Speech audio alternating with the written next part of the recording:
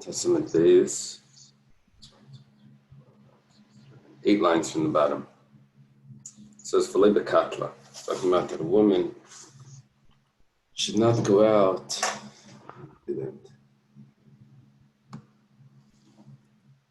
woman should not go out wearing a katla, which we said was some sort of choke, sort of necklace, strap around the neck. My katla, the Gemara asks, menak the pari. It's possibly one of two things, or maybe both.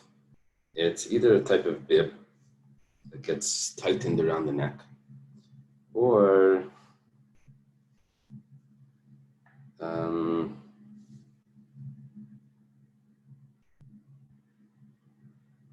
some sort of decoration that gets tightened around the neck. Pari could either mean the neck or it could mean crumbs. If it means crumbs, then it's this bib. If it's this decoration that goes around the neck, then it's some sort of jewelry. So then pari could mean the neck as well. Nizamim, she shouldn't wear rings. What type of rings? Nizmeaf, these are nose rings. Apparently, that's more of an issue than earrings.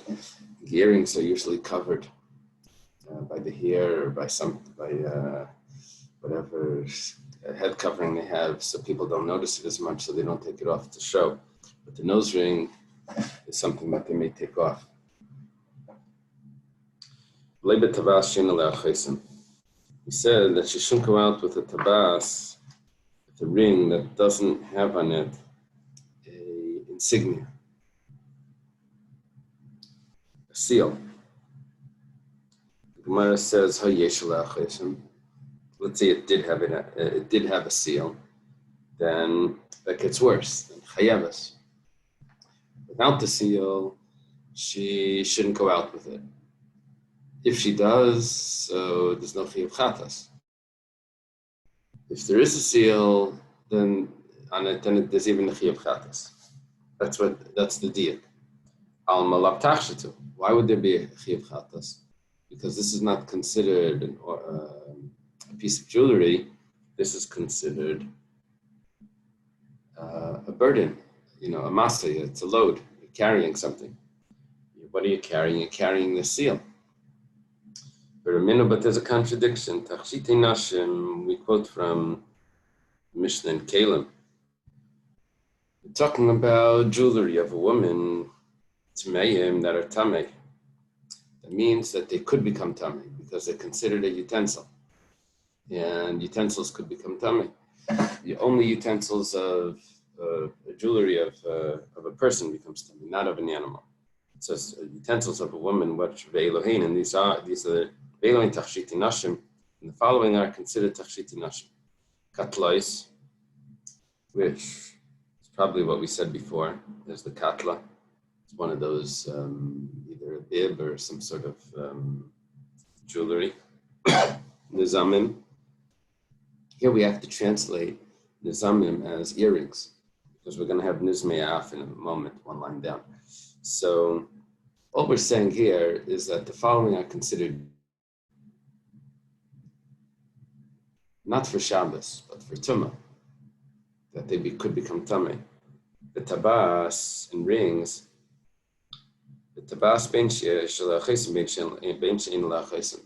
in rings, whether they have the insignia or not, are considered jewelry.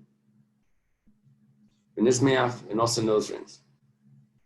Okay, we have a question here, this contradiction, because from the Mishnah in Shabbos, it looks like if she would wear a ring that had an insignia on it, that would be considered carrying, because it's not considered jewelry.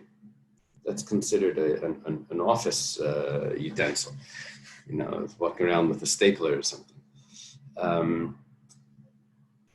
And from the Mishnah in Kalim, it looks like it is jewelry, because it says in the Mishnah in Kalim regarding Tumah, it says that even if it has an insignia on it, it becomes tamei, and it lists it as under tachshiti nashim. That's the big question, not that it becomes tamei, because if a stapler would also become tamei.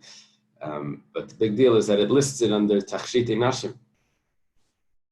Under this, the following items are considered jewelry. Amar Reb Zera, so Reb Zera answers, the Vi Amar is a little, throws me off a drop. I think it would be Amar Reb Zera. Reb Zera answers. Just different gears here. No. Leikasha, Harab Nechemya Harabanan. We have a way of answering this contradiction. We say that it's two opinions. Tanya was taught in a brisa, Hishal Matechas v'chisama shel almig. If you have a ring, and the ring is made out of metal, but the insignia on the ring is made out of almig, is either a coral, made from coral, or it's some type of cedar. The problem is that the pasuk calls atzei almigim. So the question is, how could it be coral if it says atzei? Commentaries say that could be coral can sometimes look like wood.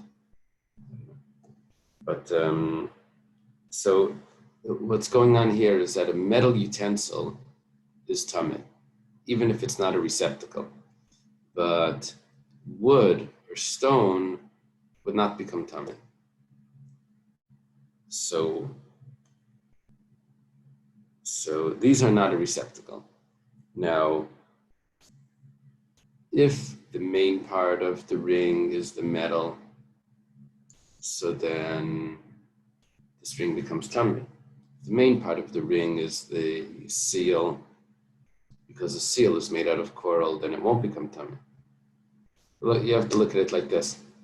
Someone gets a car, so he comes, when he's finished, he's like, gets the car, what's his excited about? He says, you gotta see these seats, leather seats, all excited.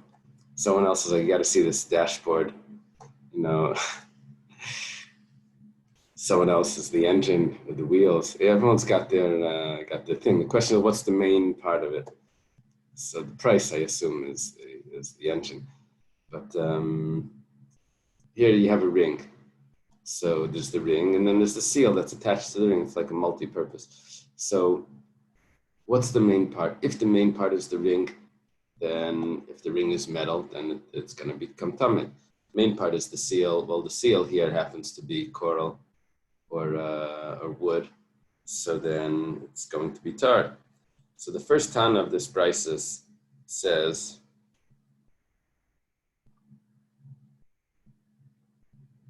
that we follow the ring. The ring is metal, so it's tameh. Hishal almay v'chisam shel matechas. If the ring is made out of cedar or coral, and v'chisam shel matechas, the insignia is metal, then it's tahira. The main part is the ring part, not the seal. Okay. Rabbi Nechemya mitame. Rabbi Nechemya says that it's tameh in this last case because the insignia is the main part. And in the opposite case, Rabbi Nechemya would say that it's going to be tar. He holds the main part is the insignia. So if the ring is metal and the insignia is wood, then it would be tar. He says that with the ring, you follow the seal. That's the main part of the ring. Look at Rabbi Nechemya's shita. Ba'al halach achar sam leinav. When there's a yoke that goes over the neck of the animal, it's not the poles of the yoke that's the main thing. It's the pegs that hold the yoke in place. That's the main thing. Very interesting. The koilov on top of Daf Samach, Rabbi Nechemya says that this is a board that Rashi describes as wide on the bottom. It gets narrower on the top, and there's nails in it. And they hang things on it for sale. So it's a display board. Now, that you have a board, and you also have hooks on it that you can hang things on. So Rabbi Nechemia says the main thing over there is the nails. Oh, they hang on it, belts. What about a ladder? Says the main thing is not the sides of the ladder. The main thing is the rungs of the ladder. He doesn't look at the base. He looks at the additional parts. But Arsi, which is a type of scale, you look at the chains that hold up the plates on the balance. Okay, that's the opinion of Rabbi Nechemia. The Chacham say the opposite. You have to go out after the support, which would mean that by the yoke, you go after the poles of the yoke, not the pegs. By the display board, you go after the board. By this ladder, you go after the sides of the ladder, not the rungs. And at the scale, you go after the support of the scale. You have a balance, so you have one pole that goes down, you have a pole across, and you have the two sides. So the main support was that one pole in the middle. Okay, what does that do for us? It helps us divide. It helps us answer the question that we had. The Mishnah says that if a ring doesn't have a seal on it, then a woman that wears it is exempt, and we're medayek that if it does have an insignia on it, then she would be chayav chatas. That means that it's considered a burden. So according to Rabbi Nechemia, so the main part of that ring is the insignia, so very good. That's why it's considered a burden. You're carrying an office utensil. But according to the Rabbanan, let's say the main part of that ring is the base of the ring. That's the ring itself. So that's a piece of jewelry, and that's normal to wear. So that would not be our Mishnah, but that the Rabbanan's opinion would fit with the Mishnah in Kalim that says that that's considered tachshitei nashim. It becomes tamei, even if the material of the insignia is not something that becomes tamei. Okay. That's how you answer a contradiction. You say one opinion goes like this, one opinion, that's two different opinions. There's other ways of answering contradictions. As we'll see, Rabbi says you have to divide it in half. It's two different cases. If it has a seal on it, then that's considered jewelry for a man's type of ring. It's a man's ring, it's a little thicker. But here it's not just that it's thicker; it has a purpose. Maybe today a ring with a beer opener would be like a man's ring.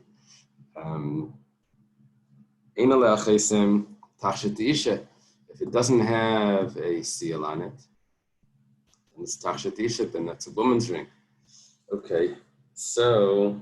What are we doing over here? We're taking the Mishnah in Kalim, and we're saying that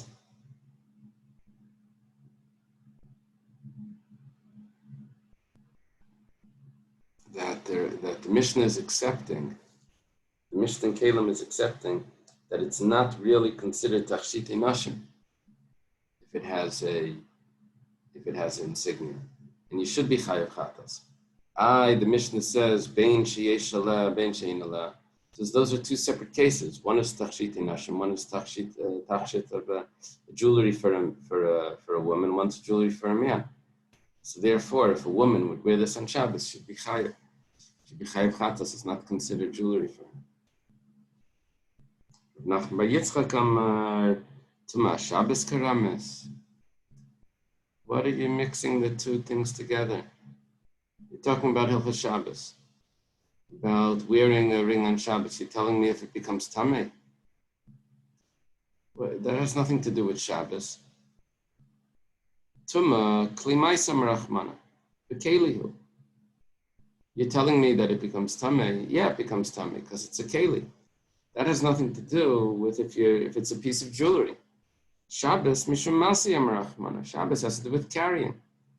Just because it's a keli doesn't mean that it's not considered carrying. It doesn't mean it's a piece of clothing. If there's no insignia on it, then tachshatu, then it's considered a piece of jewelry. But if there is an insignia, then it's masik. Okay. Now, Reb Nachman bar Yitzchak's answer seems to be the most accurate. There's just one slight problem. Rashi brings up that the Mishnah in Kalim, which was talking about Tumah, says, "Ve'elohein tachshitei nashim." These are jewelry for a woman. And it lists tabois ben sheish la'achosem ben shein ala achosem. So you're trying to tell me that it has to do with Tilchas Tumah, and we're talking about if it's a keli or not, if it's considered something a utensil. Fine, and that doesn't tell me anything about Shabbos. But the fact is that it calls it tachshitei nashim. So Rashi says, when the Mishnah in Kalim said tachshitei nashim, it was only talking about one of those cases. It was only talking about when there was no insignia on it. So the answer is excellent, but the wording is not perfect. The concept is excellent. Okay. Now we say a needle that doesn't have the hole in the end, the eye. This she shouldn't wear on Shabbos. If she does, she's exempt. L'may chazia. Why is she exempt? What is its use for? Amarava hayol v'isha geres basayra. This needle, you can put it into the hair and wrap up the hair and put it in. It can like to make a bun. Now the thing is that the hair was covered, so this would catch the hair that was sticking out and make that into a bun. It would wrap it up and put it under the head covering, be able to catch those extra hairs. So Amalei Abaya says v'tavi kabiras tahira v'tishri. Then why is this? She shouldn't go out with it, but if she does, she's exempt. This should be entirely mutter. This should be just like biris tahira. Biris is straps that would hold up stockings, and that apparently they were allowed to wear. So it's not something that they take off, because then it would be not tznius, it would be revealing the leg. So in here it would be exposing the hair. So why is there a problem? Why are you saying that she shouldn't wear it, but she's potter? She should be allowed to wear it l'chatchila. Rav Adar Narsha, Kameder Rav Yosef, Rav Adar Narsha explained in front of Rav Yosef, it's not that this needle is used to catch the hair that's sticking out of her head covering. This needle is used to divide her hair. It's sort of like a comb. It's a very thin comb, a thick comb rather. It's just one needle, so she can separate her hair with it if she wants to do it a lot of times. But so it has a use. So that's why she's not chayiv chatas. The Gemara says, but Shabbos l'may chazia. That doesn't help us for Shabbos. On Shabbos, apparently, you can't comb.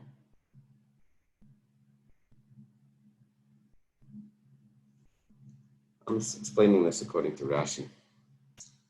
Tosfos is bothered by this. He says,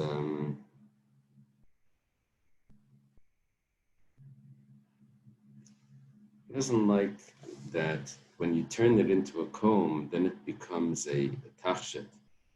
It doesn't become a tachshit. It gets a use, but it's still not something that you could wear.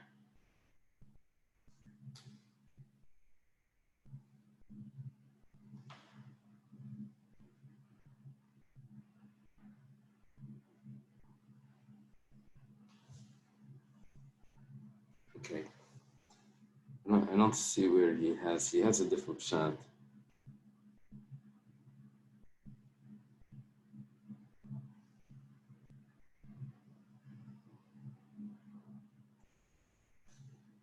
Okay, whatever the case is, Amar Rava, Rava says, Tashal Zav Yesh La Reisha. What she actually has is a little decoration, a little piece of jewelry at the end of this pin. A little plate of gold is on the end of the pin. In truth, during the week, she could use this pin to separate her as a comb. Shabbos Manichta Keneged Padachta. On Shabbos, she just sticks it in next to her forehead, and it's a piece of jewelry. It's a pin that she puts in for jewelry as a decoration, an ornament. Okay. What we're saying is that she shouldn't, because she may take it out. We have a new Mishnah now. The Mishnah says,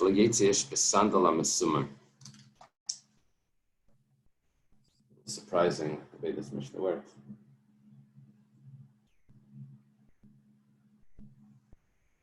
A man should not go out with a sandal that has nails in it. Now, when you read this Mishnah, you would think that we're talking about cleats. And the problem would be maybe making holes in the ground. That's what you would think. It's not actually the way the Gemara explains it there. The Gemara has a whole other explanation for it, but we're talking about that the nails are strengthening the straps that are on top.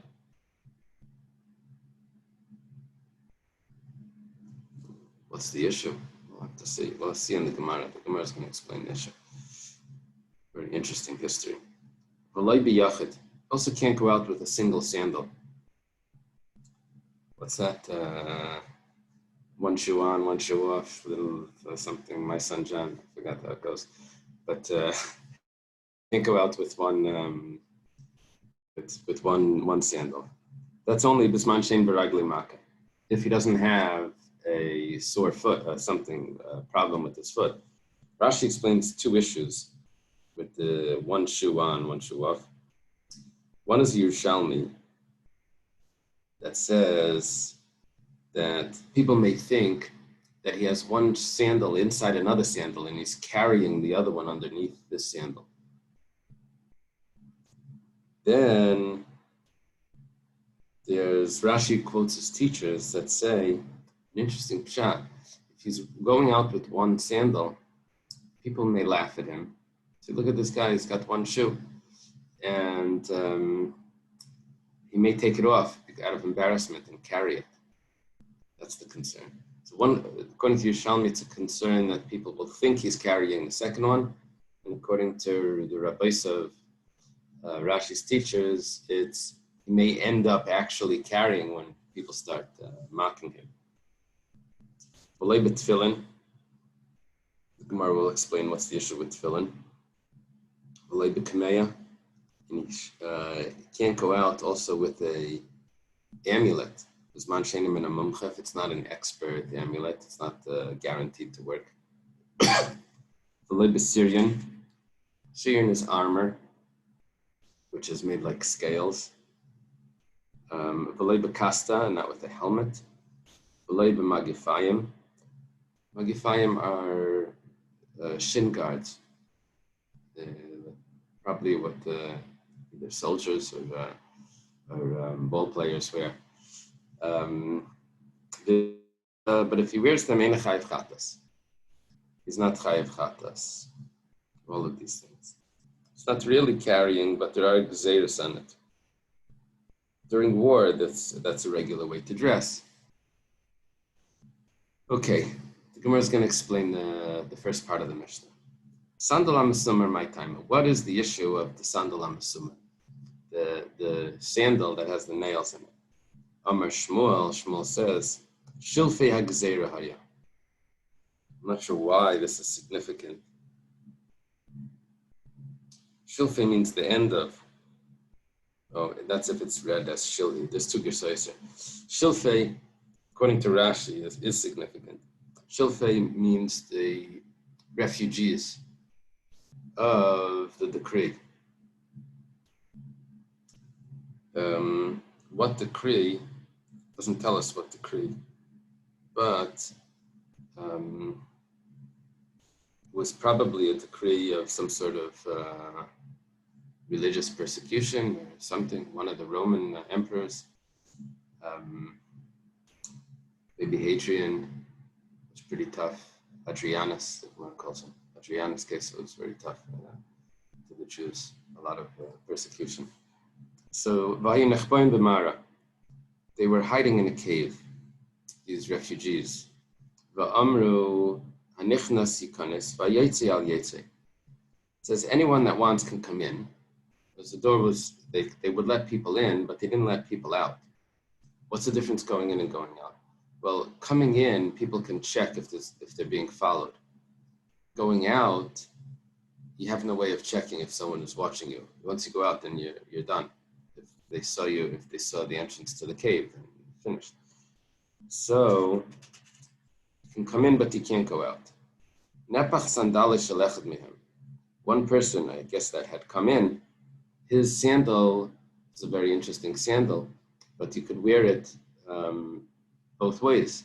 I guess it had a back to it, on the heel. It would stick out. You could put your hand, I guess the straps, you could tie it one way or another, maybe, and it could be worn front and back. So, they thought that they looked outside, they saw footprints going the wrong direction.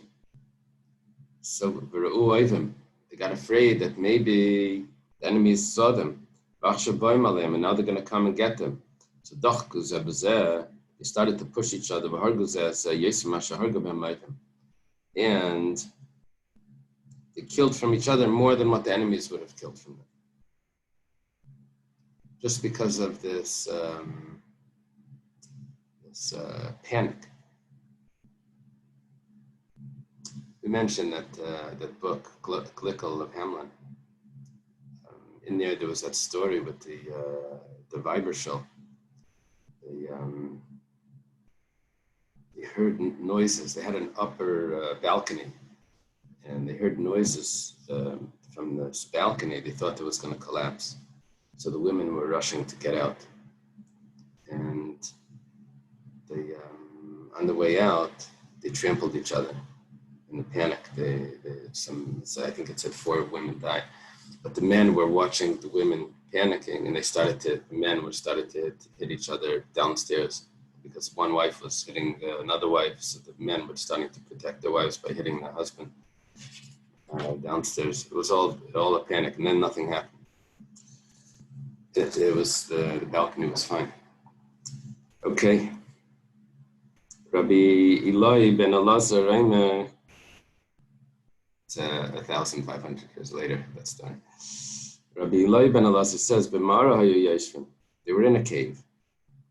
Shamu kol me'al gabi amara. They heard noises from on top. And kasvurim hayu shabo alim. They thought that the enemies are kashbale oivim. Enemies were coming. Now, what Rabbi Eily ben Elazar is doing is he's saying that the sound on top was from people wearing these wooden sandals. I think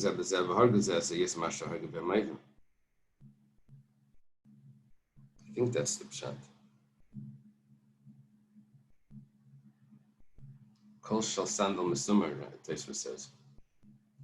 What was going on? Why is there an issue with these sandals? Because they make too much noise. And people thought the enemies were coming. He said, "Don't wear these sandals." Rami bar Yecheskel amar bebeis hakneses hayu yoshvin. That they were in a shul. V'shama kol me'acher beis hakneses. They heard the sound outside the shul from the back. They thought the enemies were coming. They started to push each other, and they killed. Here,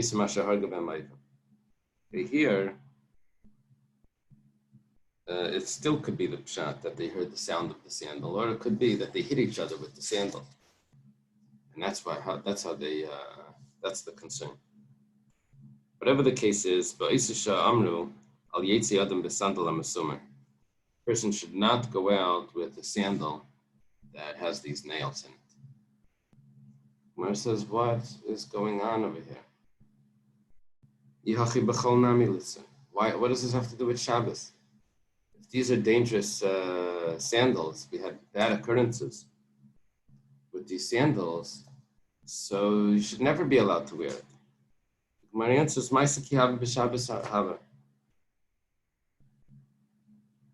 the story was on Shabbos, so they made a decree similar to the original occurrence.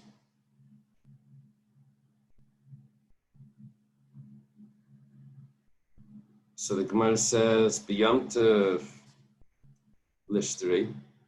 So then it should be mutter on Yom Tov. Yom Tov is not Shabbos. Why is it not allowed to be worn on Yom Tov?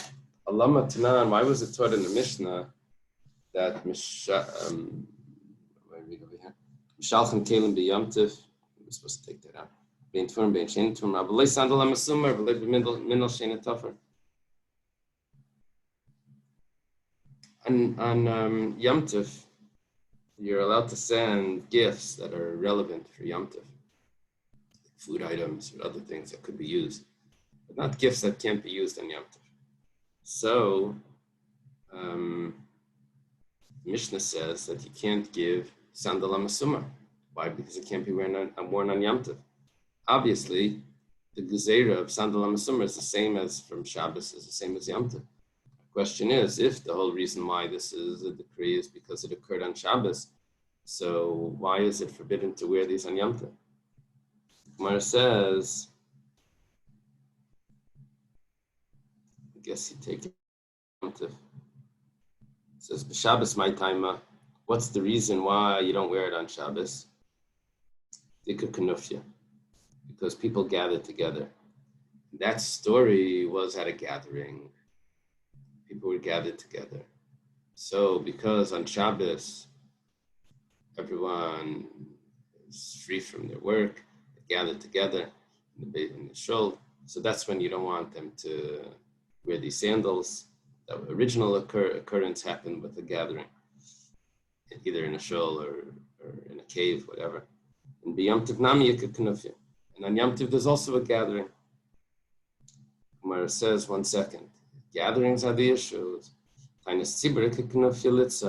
about on a tainus when everyone gathers also in prayer? So it should be also to wear sandals on a tainus. These wooden sandals. The Gemara says, "Ma'aseh kihava b'kinufi disura. Hacha kinufi de teira hava."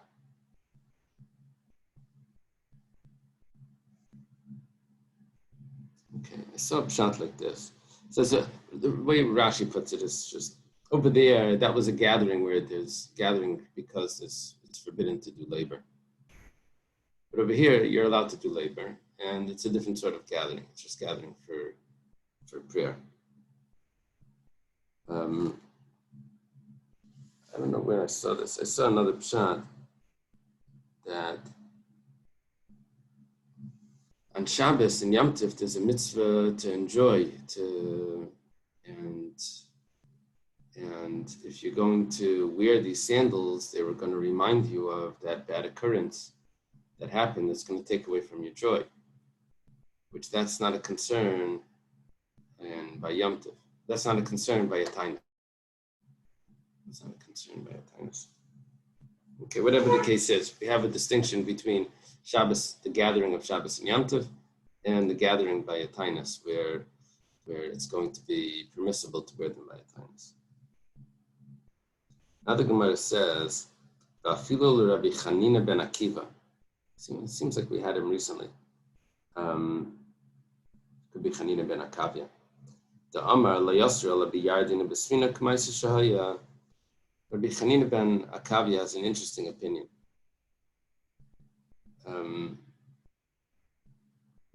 Apparently, they took the water of the Paraduma on a boat. They went over the Jordan River. When they got there, they found that there was actually on the boat there was tumah. There was a kazayas of a mace on the boat. And so that whole trip, it didn't help, and it was actually tummy. So they made a decree that you cannot take the water of a paraduma over a boat, over a bridge, or over any water. Doesn't matter. Now, Rabbi Chanina said that, look, this happened on a boat over the Jordan River. So we're only going to forbid a boat in the Jordan River. So he's very, very narrow in the way he makes decrees. So we say like this, even according to Rabbi Chanina ben Akavid, that he says, La yasru ela b'yardin b'sfina k'maisa shahaya,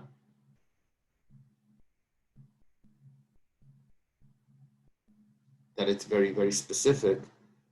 So Hani mili Yarden, the Shani Mishar Nahars, that's only by the Yarden, which is different than other rivers.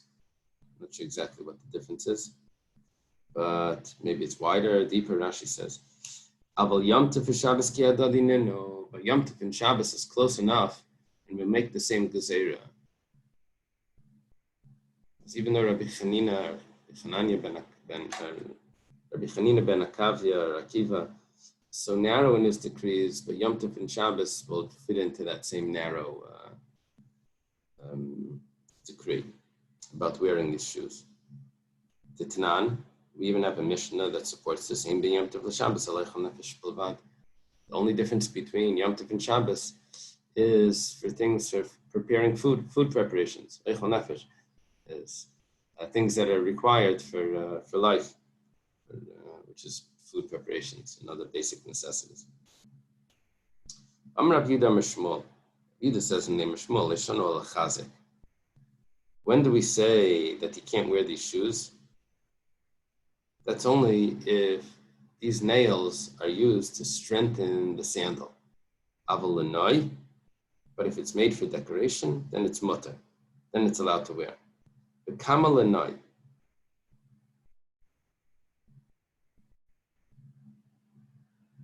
How many is it possible that it would be for noi, that it would be for decoration? Let's see how he puts this.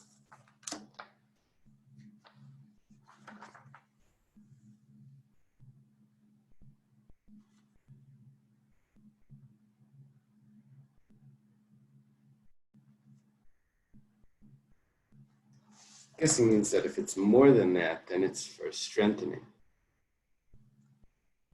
So we have a machlekes here. How many nails could be considered decorative? It says like this: Rabbi Yochanan amar chamish b'zeh v'chamish b'zeh. 5 on this one and 5 on that one.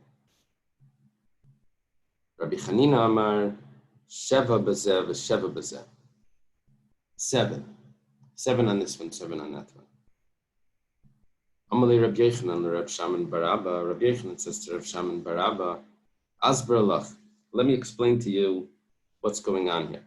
Lididi, according to me, this is Rabbi Yochanan's opinion, it says 5.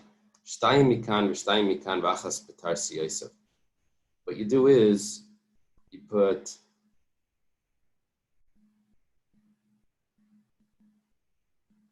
Rashi has it all divided up over here. What the Gemara says is that you put 2 here, 2 here, and 1 on the strap. That's a total of 5. Rashi says that 1 goes to the toe at the toes, 1 goes to the heel, and 2 on this side, 2 on each side, I guess. It's up to me.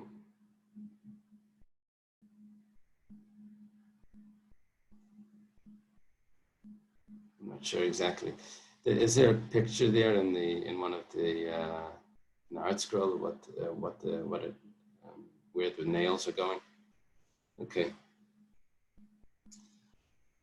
So Rabbi Yochanan is explaining where these would go, and these are nails that are put there for decoration, which would be permissible. However, the Rabbi Chanina, it's gimel mikan v'gimel mikan, He puts three here, three there, and one by the straps.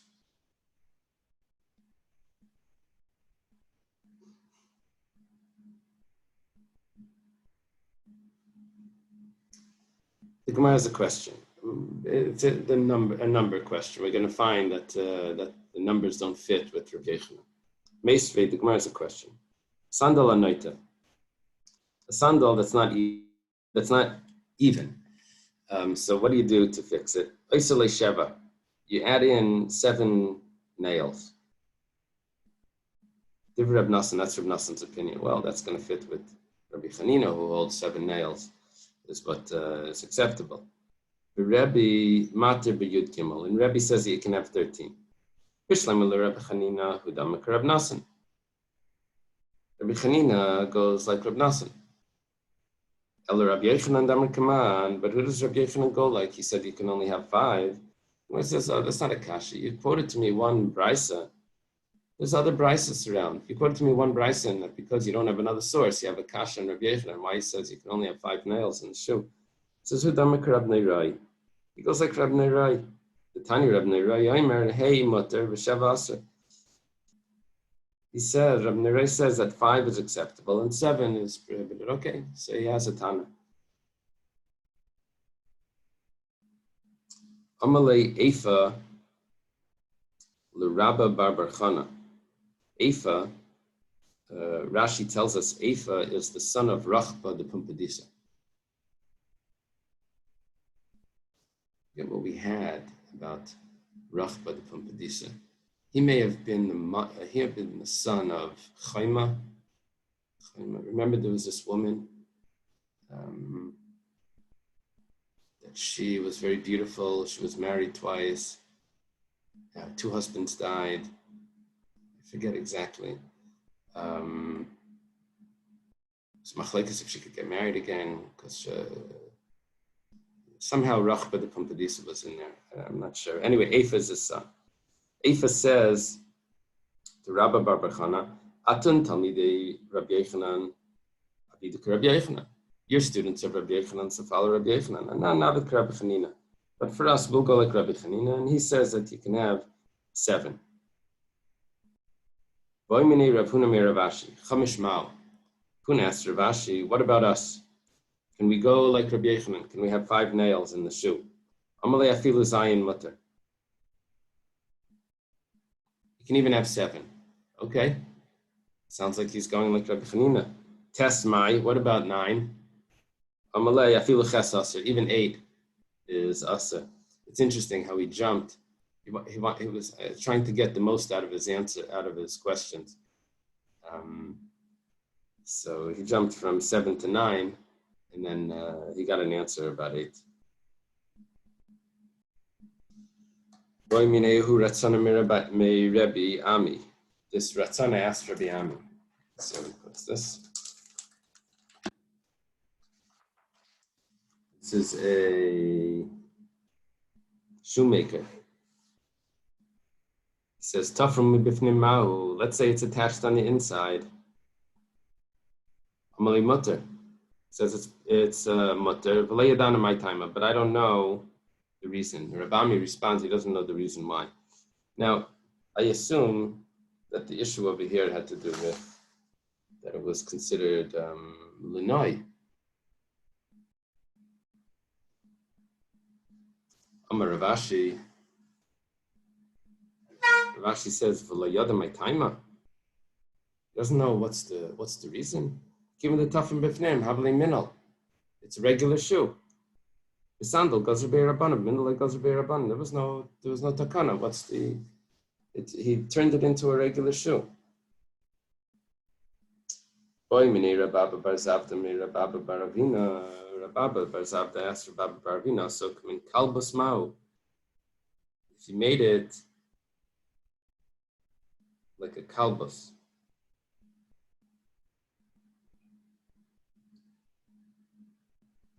What do you have over there for a kalbus? Is that these pictures on the?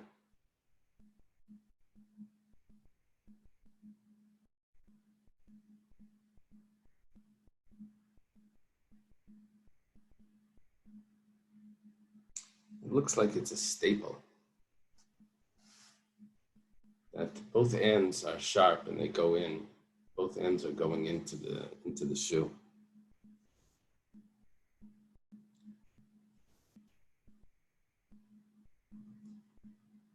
So is this considered a sandal amasumar? So he's asking Rabbi. Normally mutter, he says it's fine. Itmanami, I'm Rabbi Sbrachina, so come in, kalbas, that's going to be mutter. Amar Rav Sheshas, Ipo kula b'masmaris. If the entire shoe is filled with nails, so kadei shalete karka echalta. This is like taps. That the shoe doesn't touch the ground, so that it doesn't get, it will last longer. It won't wear away. Are you allowed to wear this? It says mutter, this is allowed. Tanya Kabasei Rav Sheshas, there's a brisa that supports Rav Sheshas. This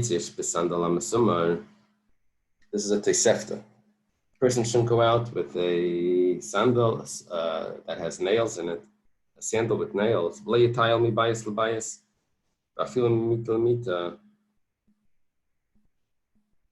And you can't go from house to house, even from bed to bed. This must be with these shoes on.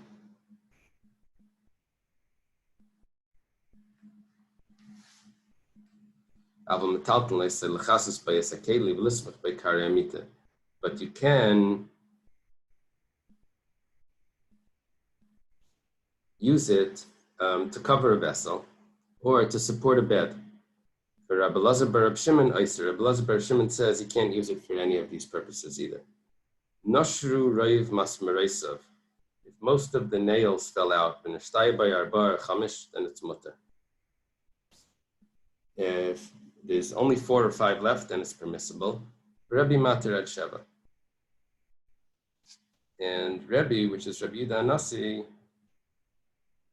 he holds that even if there are 7 there, it's still permissible. That was Rabbi's opinion before, right? Was that Rabbi that said 7? No, that was Rav Ashi. Okay, chipar ba'ar milmata v'kavalei mismaris milmaila, then it's mutter. We put leather underneath the frame of the shoe. We put nails in it on top. That's allowed. Also, come in kalbos. If you use these like staple type things, like come in tas, or you made it one end